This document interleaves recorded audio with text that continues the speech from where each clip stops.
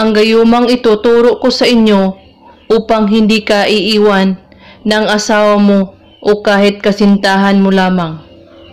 Gawin ito ng may malinis na intensyon, ay may buong pagmamahal sa puso. Huwag mo itong gawing laro kung ayaw mong magsisisi sa huli. Gawin ito kahit anong oras at araw, basta't bago kayo matulog sa gabi. Pumunta po kayo sa tahimik na lugar na walang makakaistorbo sa iyo o makakakita.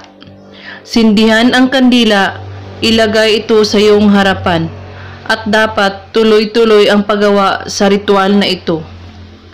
Sa papel, isulat mo ang kanyang pangalan at apelyido ng 5 beses, at pagkatapos, itupi ang papel sa dalawa.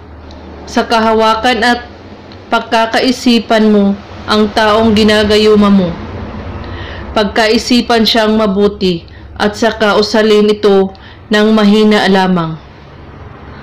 Sukuan, lisumya, taloble, dipata, lamtan, sanitam, kuriam, sukuhom.